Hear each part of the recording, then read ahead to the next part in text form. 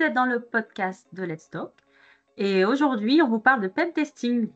Avec nous Hassan, qui est cloud architecte et qui est passionné par le monde obscur de l'informatique. Alors, Hassan, bon déjà, Salut. salut, voilà. Je suis très très contente que tu sois là. Donc, comment vas-tu? Eh ben écoute, Comment vas-tu? très bien, ça me fait plaisir de Oui. te retrouver déjà, Mhm. sachant qu'on voilà, on a travaillé ensemble par le passé. Oui, Et exactement. quand tu m'as proposé le sujet, tu sais très bien que c'était un sujet qui me passionnait, donc Mhm. vraiment ravi d'être là. Super. Eh bien, pareil de mon côté. Hassan, si tu pouvais te présenter brièvement, qui es-tu? Qui suis-je? Alors, moi je suis SN, je suis cloud architecte. De profession. En fait, je travaille dans le domaine de l'informatique depuis maintenant pratiquement 17 ans. C'est une passion très jeune. Depuis l'âge de 7 ans, en fait, j'étais passionné par l'informatique. Au début de mes études, en fait, j'étais très orienté dev, comme tout le monde, etc. Après, on se passionne petit à petit à la cybersécurité. Et pas petit à petit, mais en fait, on rentre dedans carrément. Ouais. Et puis voilà, donc c'est vraiment le monde de la sécurité, c'était une révélation pour moi. Et puis aujourd'hui, voilà, je fais beaucoup de missions de consulting en ce qui concerne l'architecture cloud en général, mais aussi tout ce qui est en rapport avec la sécurité et la cybersécurité. D'accord. Tu es là aujourd'hui pour présenter un sujet autour du pen testing. Pour toi, le pen testing, c'est un réflexe optionnel dont on ne peut plus se passer. Alors, Oui. avant d'attaquer justement ce sujet qui a l'air vraiment passionnant, j'aimerais te poser une question pour Oh que, là là. que, que les personnes qui vont regarder ce podcast puissent te connaître un petit peu mieux. Moi, je te connais très bien, du coup, comme on a travaillé ensemble, et ce serait dommage que les gens passent un petit peu à côté de, à côté de ta personnalité. Donc, Hassan, je vois que tu as un attrait pour la force obscure. Alors, si tu pouvais choisir un personnage dans Star Wars, lequel serais-tu et pourquoi? Ah ouais, bah, c'est une très bonne question. Mhm, Euh, honnêtement, c'est marrant parce que j'ai déjà. Ça va peut-être blesser quelques-uns par rapport à ma réponse pour les mhm. puristes là, de Star Wars, mais je serais Kylo Ren. Il est tout Alors, nouveau, en fait, c'est dans les derniers Star Wars, etc. mhm, Pourquoi Kylo Ren? Parce qu'il y a une petite complexité en fait dans ce personnage-là, il y a une profondeur en fait qui le rend voilà, un peu fascinant, tiraillé entre le bien et le mal, oui, oui, le côté obscur, à côté voilà, voilà, ouais. Et le côté bonne entre lumineux. guillemets. Et donc Ouais. voilà, cette dualité en fait, elle est passionnante. Et vous allez voir, en fait, c'est marrant qu'on en parle comme question parce que cette dualité, on va essayer de la retrouver un peu dans le sujet qu'on aborde aujourd'hui, qui est le pentest.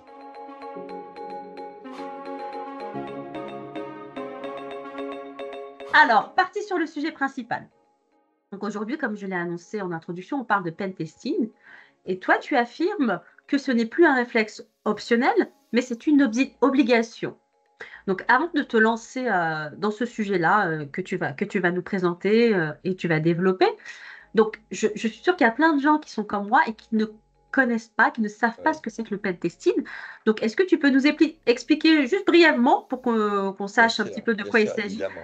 Et ensuite, Évidemment. voilà, et je te donne la parole. Ensuite, tu pourras enchaîner avec le développement de ton sujet. Donc, à toi la D'accord. parole, Hassan. Merci. Ok, merci. Alors, le pen testing, ou en français, comme on l'appelle, le test d'intrusion, Mhm. en fait, ça consiste à simuler donc des attaques sur un système, sur informatique ou des applications ou des sites internet afin d'identifier et de corriger d'éventuelles vulnérabilités. Vulnérabilités que certains attaquants, que quelqu'un de malveillant va exploiter. D'accord. En fait, je dis toujours, en fait, imaginez un cambrioleur Ouais. qui vient chez vous et qui va vous dire, voilà, Mhm. je vais regarder la sécurité de votre maison.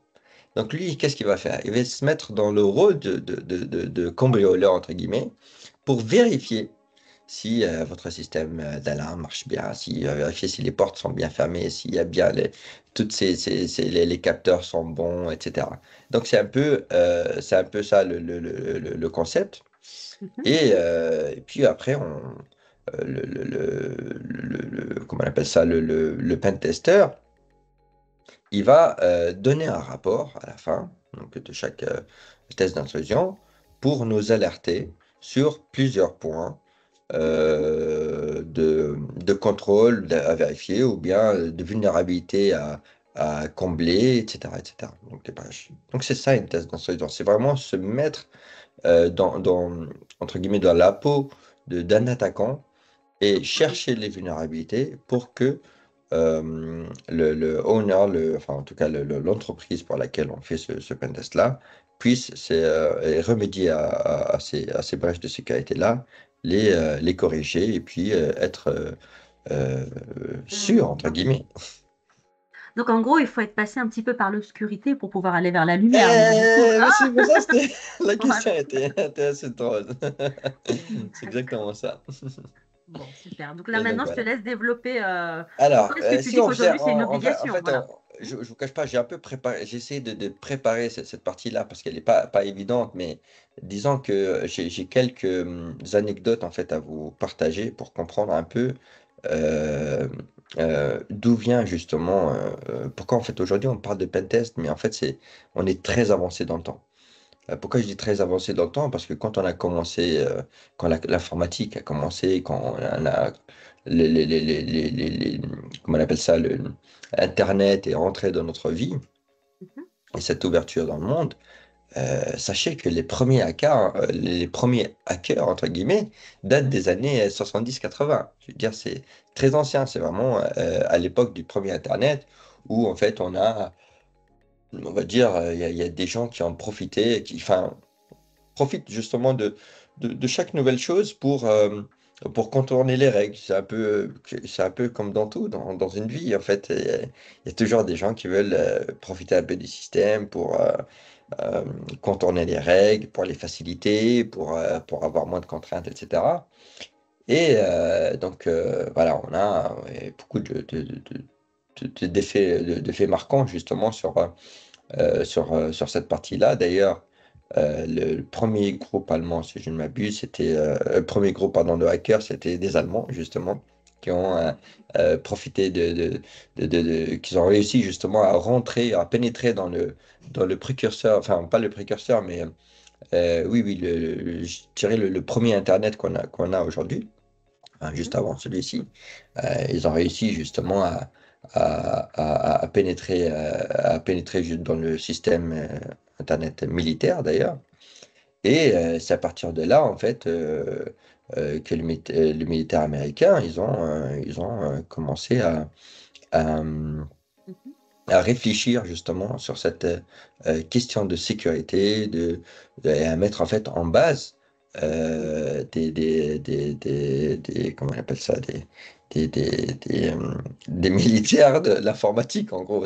Voilà, comment D'accord. se protéger notre système. Il y a ensuite voilà, il y a aussi cette partie-là euh, comment on appelle ça, l'émergence, je dirais, de, de, de, de hackers éthiques.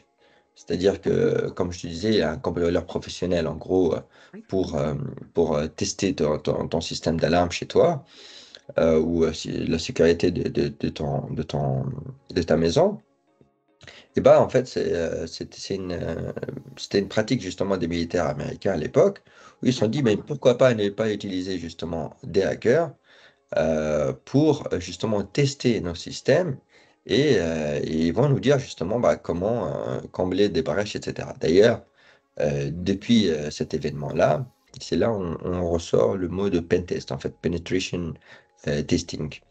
D'accord. On ressort justement ces tests d'instruction. Et d'ailleurs, il y a eu un plan très drastique justement des militaires, enfin des militaires. Quand je parle de militaires, c'est vraiment toute la partie défense, voilà, cyberdéfense, etc. On a aujourd'hui des armées pour les défenses territoriales, mais il y a une armée justement pour la défense un peu D'accord. numérique.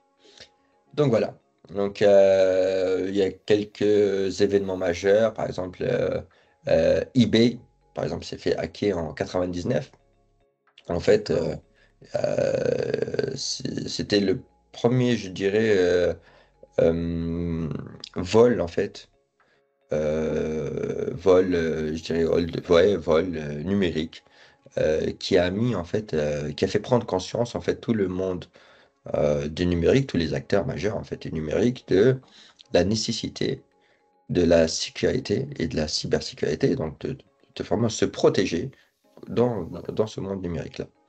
Donc c'était, je dirais, voilà, eBay, c'était l'un des premiers acteurs, entre guillemets, publics hein, à se faire pirater. Et c'est voilà, c'est une petite prise de conscience petit à petit. Donc des gens et on commence à comprendre les cyberattaques, etc. Donc c'était à ce moment-là. Il y a, qu'est-ce que je pourrais dire sur la cybersécurité, sur, en tout cas sur le- la venue justement de les tests d'intrusion. Euh, Peut-être qu'avant, en fait, c'est pour ça que tu l'as dit tout à l'heure, tu disais que avant c'était optionnel, Voilà. Qu'est-ce qui justement fait de, qu'aujourd'hui, c'est une voilà, obligation? Qu'est-ce qui a pourquoi changé c'est en fait? exactement, qu'est-ce qui a changé, c'est que euh, disons que il y a de n'importe qui aujourd'hui, par exemple, peut créer un site internet, peut Oui, créer une application mobile, etc. En fait, c'est à la portée de tout le monde. Donc, contrairement à avant, où on avait, je sais pas, je vais être un peu, oui, je vais pas être précis, mais on va dire grosso modo, c'est que les grosses boîtes, d'accord, qui ont un site internet, donc ils ont déjà ils peuvent mettre en place c'était pas donné à tout le monde, je veux dire, ils avaient un système d'information complexe, etc. Il n'y avait pas trop d'acteurs, entre guillemets. Aujourd'hui, il y a de plus en plus d'acteurs, justement, qui exposent leurs données, en tout cas exposent leurs sites, leurs projets, etc. sur Internet.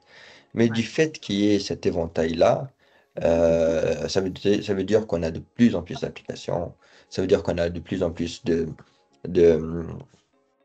comment dire, d'éventail applicatif De portail pour de justement, communication. voilà, il y a énormément de choses. Oui. Donc, plus on a des outils, enfin en tout cas pour exposer nos données, et Et plus qui en sont à fait la on a, portée de tous en fait. C'est ce que ouais, tu dis. exactement, et du coup en fait on a, entre guillemets, plus plus de risques d'être, comment dire, attaqué ou en tout cas avoir des systèmes vulnérables. Et du coup, avec aussi cette progression à l'Internet, qui c'était un gros boom en fait, les gens aussi malveillants, il y en a de plus en plus, tout simplement.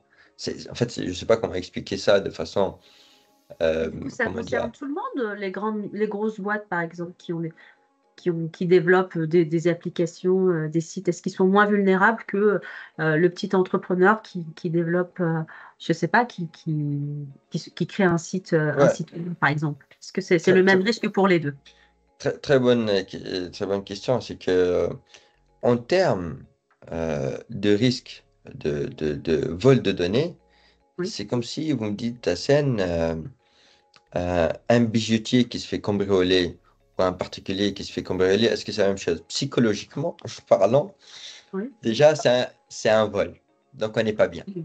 Mhm. La seconde chose, c'est que bah, le bijoutier qui a beaucoup de bijoux, etc., lui, il a quand même, disons qu'il y a beaucoup plus de personnes qui souhaitent le voler, mais à son échelle à lui, entre guillemets, Oui, oui, bah, il a plus de risques, évidemment. Ils vont, enfin voilà, c'est un bijoutier, donc il a l'attention, elle est un peu portée sur lui.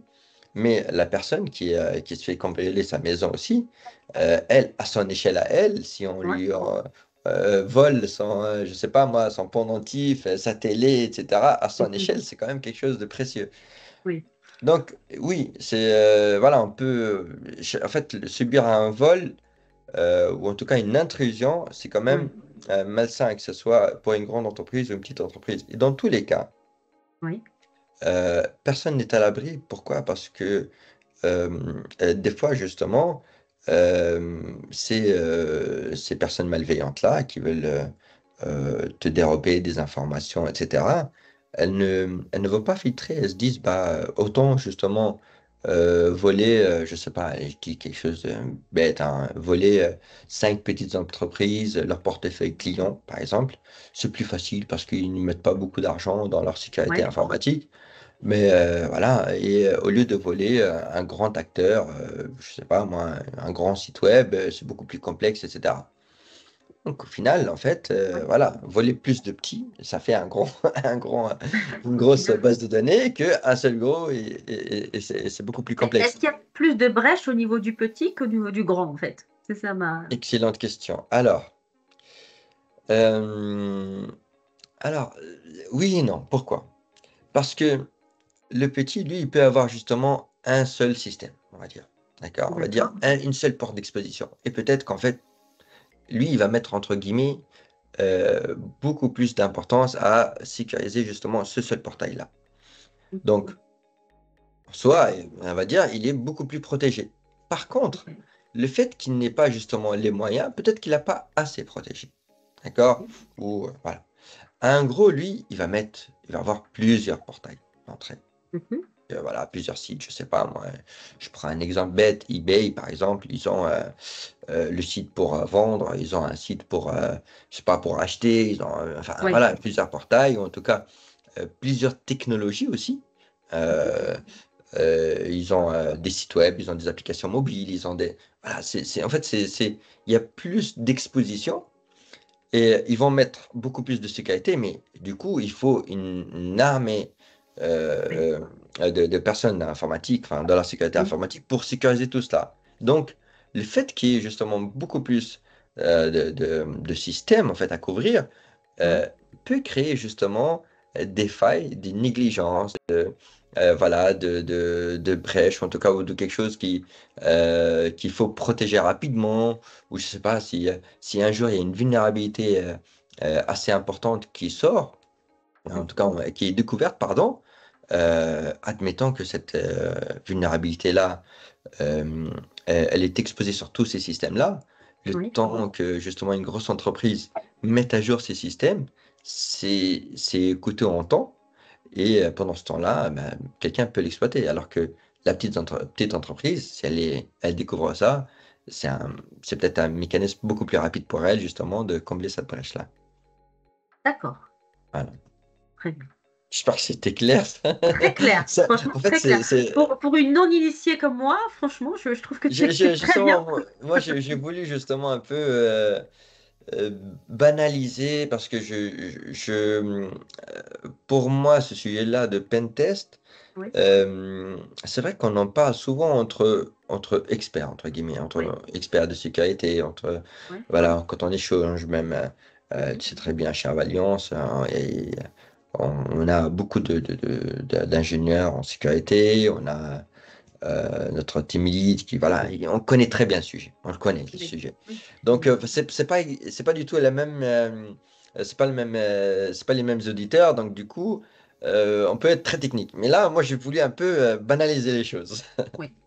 Ben, écoute, tu le fais très bien. Ouais, tant mieux. Tant mieux. Donc, Donc du coup, je te voilà, laisse. Est-ce que tu as continue. d'autres choses à dire sur le sujet, à développer, ou on passe aux questions pour un expert? Alors, je pourrais développer, en fait, il y avait une partie justement qu'on n'a pas, que je n'ai pas abordé, c'était un point.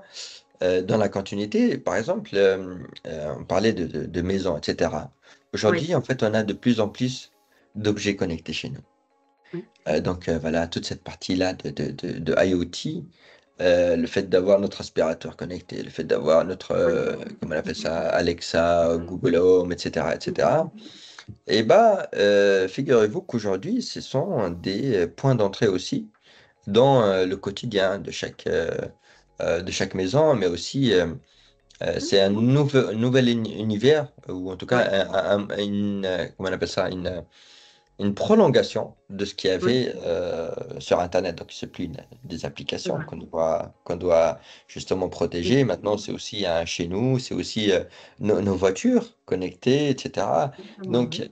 voilà, enfin, en tout cas, l'exposition vers vers le monde malveillant, vers le monde obscur, et de plus en plus, voilà, c'est du fait qu'on soit toujours très Exactement. connecté.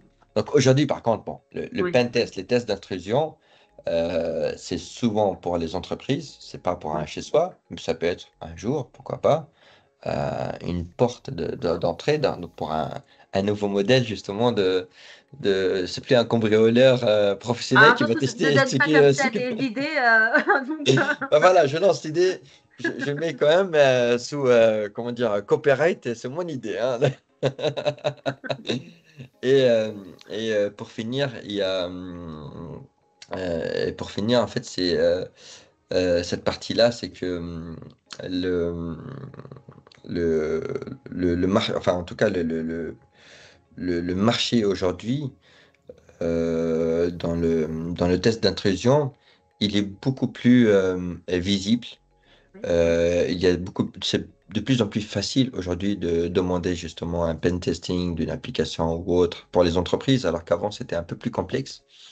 D'une expérience précédente, je me rappelle c'était il y a 4 5 ans, 5 ans, quand on voulait faire justement un pen test pour une application, il y avait 3 ou 4 acteurs en France qui pouvaient faire cela. Et quand on demandait un rendez-vous, c'était pas genre dans la journée, il fallait prévoir 4, 5 mois à l'avance. Alors qu'aujourd'hui, voilà, c'est beaucoup plus accessible, et il y a de plus en plus d'écoles aussi en fait, dans leur cursus de, comment on appelle ça, cursus scolaire, hein, je parle des écoles informatiques, et surtout dans toute la partie, enfin, dans le master, etc., dans la spécialisation, on voit justement cette partie-là de tests d'intrusion, de vulnérabilité, on les voit aujourd'hui. C'est ça qui est intéressant. Il y a même maintenant des entreprises, et c'est là où on arrive au truc très intéressant, encore plus intéressant, comme Google, Facebook, etc. oui. Ils font des espèces de concours qui s'appellent le Bug Bounty, où en fait, ils rémunèrent les gens qui trouvent des vulnérabilités chez eux. C'est-à-dire, en gros, voilà, je trouve une brèche ou une vulnérabilité très importante dans Facebook, par exemple, que je la signale à Facebook, selon justement plusieurs critères de, voilà, est-ce que c'est intéressant, enfin, l'exposition, est-ce que, voilà, c'était un risque très important. Ils peuvent rémunérer jusqu'à 100 000, 200 000, 500 000 euros pour ce genre de choses. Donc c'est un métier. C'est vraiment, il y a des gens qui sont passionnés par ça, et il y a des gens qui vivent, enfin les hackers chevronnés et tout, etc. Hackers.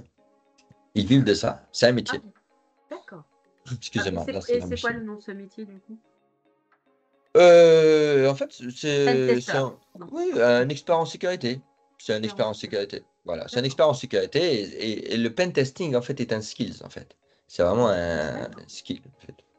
Donc voilà, et c'est vrai que peut-être il y a une autre question qui peut en découler. Comment devenir pentester? C'est un peu beaucoup de choses. On peut être autodidacte, passionné par l'informatique, Oui. et en fait, on apprend un peu sur le tas de comprendre les systèmes, etc. Mais c'est quand même, il faut avoir c'est marrant, je vais dire ça comme ça, mais pour moi, c'est une espèce d'art, en fait, l'informatique. C'est qu'il faut avoir de la créativité. Faut qu'on imagine des choses improbables. C'est de la créativité, hein. En fait. C'est vrai qu'on dit que c'est binaire. Voilà, informatique, c'est un plus un, ça fait 2. Mais il y a quand même dans le testing une sorte de créativité pour imaginer des scénarios, pour se dire, mais s'il fait D'accord. ça, je vois quelque chose de très subtil ici. Allez, je vais tester quelque chose. C'est de la créativité. Donc en fait, finalement, c'est réveiller l'enfant qui est en soi, parce que on sait que les enfants sont très créatifs, ils sont dans Ouais, l'imaginaire, donc ça devient bah, un jeu d'enfant. ça devient Presque. un jeu d'enfant, mais Un jeu figure-toi d'enfant. que la plupart de en tout cas, les événements, il y en a beaucoup, hein, de hacking, de vol, comment dire, de données, etc., c'est fait la plupart du temps par des jeunes de Ah oui, 18 ans, 16 passionnés, qui ans. s'amusent en fait Voilà, finalement. qui s'amusent en Qui fait. s'amusent, Tous, oui. c'est des enfants. D'accord, Exactement. très bien. Voilà. Question pour un expert. Est-ce que tu peux nous dire les différents types de pen testing? Bien sûr. À vrai dire, il y en a trois. En fait, on a Oui. le pen testing boîte blanche, où en Mhm, fait l'attaquant, lui, quand il arrive dans la société, il a un accès complet, il connaît le système, parfois même, voilà. mhm. Alors, je peux vous détailler ça un peu plus tard. La boîte noire, c'est vraiment, il arrive, il connaît rien. On lui dit, écoute, voilà, tu testes. Il y a ce site web-là, regarde la sécurité de de ce site. Mhm. On a la partie pentest boîte grise, c'est-à-dire, voilà, on a quelques infos. On peut lui donner certaines infos euh, pour, voilà, hein, c'est un peu gris. C'est entre, voilà, on veut pas tout donner, mais on te donne quand même certaines choses, on sait jamais si quelqu'un peut avoir ces informations-là.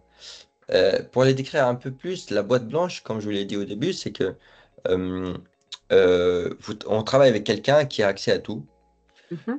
C'est-à-dire, quand je dis accès à tout, c'est-à-dire que ça peut être une personne qui est dans l'entreprise, il a déjà des identifiants, enfin, il a accès à la base de données, par exemple, ou ce genre Ouais. de choses, mais il va vérifier avec le savoir de tout. D'accord? Il a tout, donc il va vérifier point par point les vulnérabilités, il va checker, il va lancer justement des programmes pour chercher des vulnérabilités. La boîte noire, contrairement à la boîte blanche, il ne connaît rien. C'est-à-dire que euh, on peut éventuellement lui dire, écoute, bah voilà, on a un site web à Valence. Ah, voilà, Mhm. c'est tout. C'est tout ce que tu as.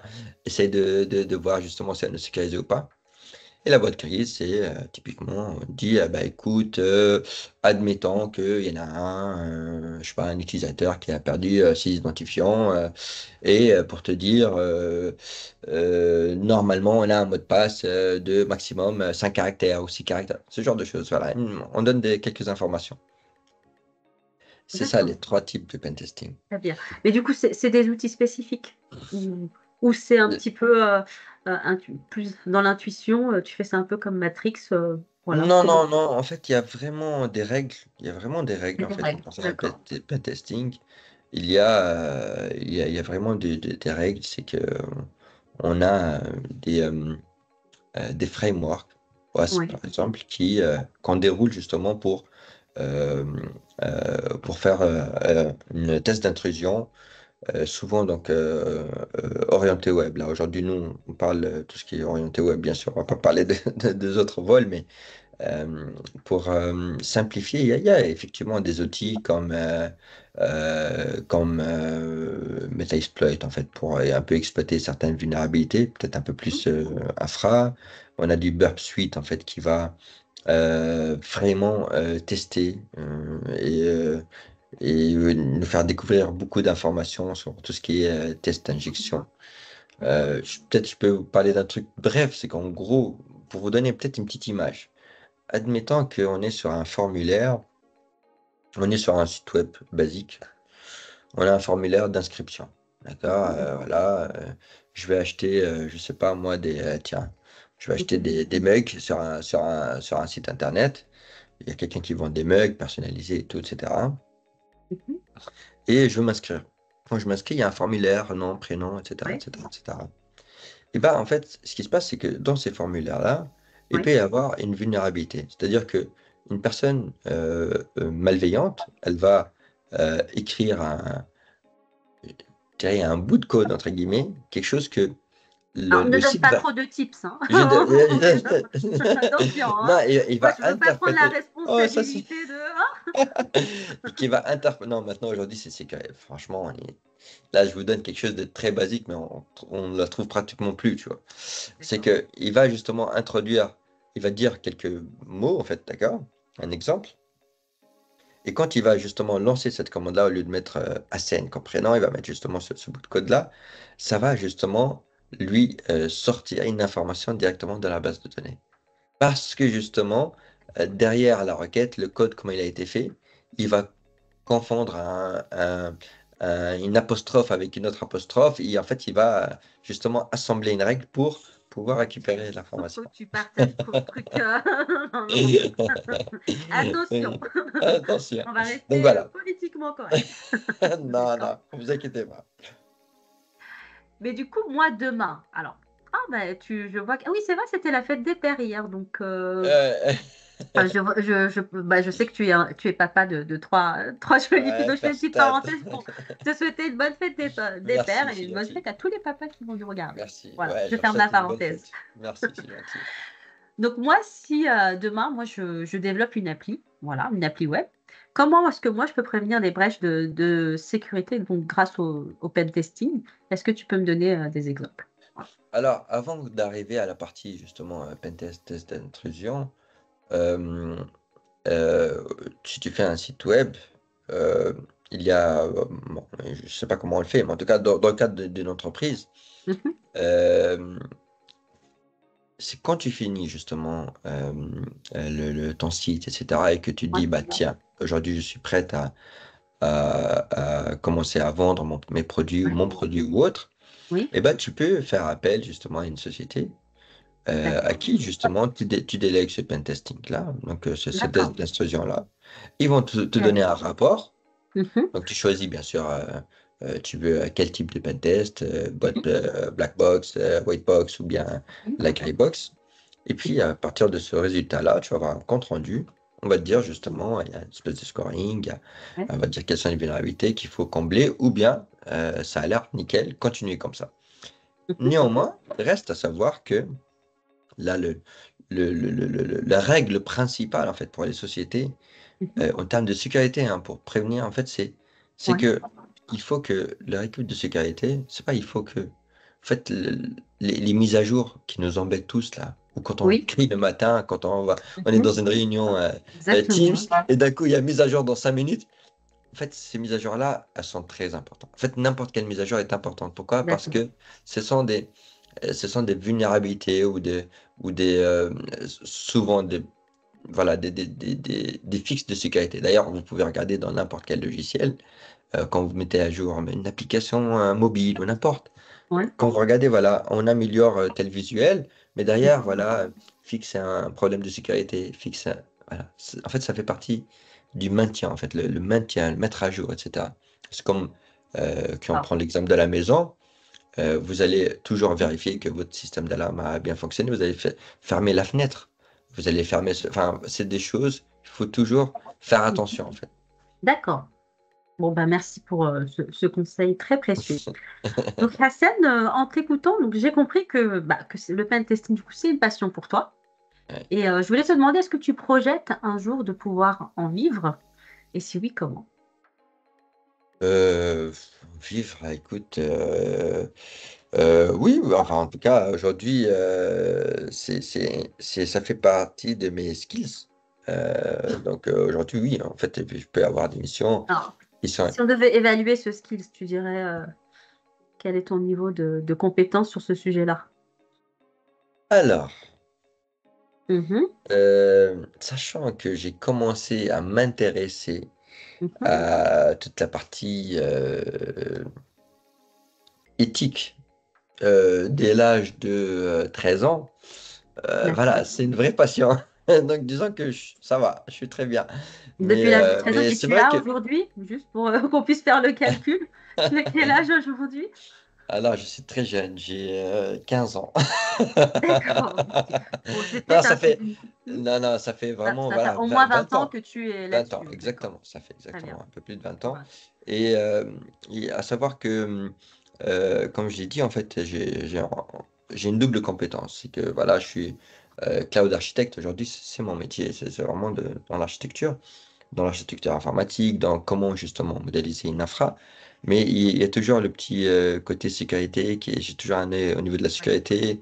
Dans mes heures, en fait, on va dire, c'est ma passion. C'est que je fais ça en parallèle. Je vais à des événements, D'accord. j'assiste. Voilà, en fait, il y a pas mal de choses dans le monde de la cybersécurité qui me passionnent. Et j'ai déjà fait plusieurs missions justement dans ce thème-là, en fait. Comment on pourrait en vivre? Bah écoute, j'en vis peut-être déjà, Mais mon idéal vraiment, c'est vraiment créer une entreprise D'accord. spécialiste uniquement pour faire des pentesting. Ça veut dire, c'est comme si tu prends Uber aujourd'hui, tu veux commander à manger, c'est facile. Et ben, je veux que ce soit la même chose. La question qui tue pour toi, Hassan, si Ah, je te donne une baguette magique, voilà, qu'est-ce que tu voudrais éliminer dans le monde de l'entreprise? ah. Ou de l'informatique, du coup, ça peut être l'informatique. Alors, tu choisis entreprise ou informatique? Je te laisse le choix. Alors, en fait, il y a... Alors, on va dire l'entreprise, ça sera plus simple. L'entreprise, c'est plus simple. Hmm. Euh, Pas plus simple. Pas. Moi, il y a un truc que j'aimerais enlever dans l'entreprise, c'est Oui. euh, en fait, il y a comment on appelle ça? Ces personnes qui freinent en fait. Euh, Les deux dames. euh, les dodanes. Ah bah super. Ces dodanes-là en fait qui justement vont Oui. trouver mille excuses pour ne pas justement mettre à jour quelque chose ou euh, qui trouvent en fait des espèces de scénarios ou de Hmm. complexité dans quelque chose qui est facile à régler.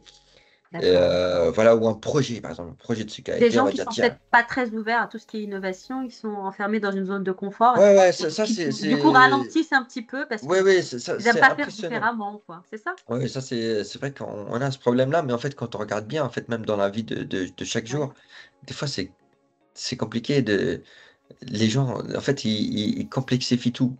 Alors qu'en fait, bah, allez, on avance, on fait les choses. Donc voilà, on essaye, on teste, faut aller de l'avant.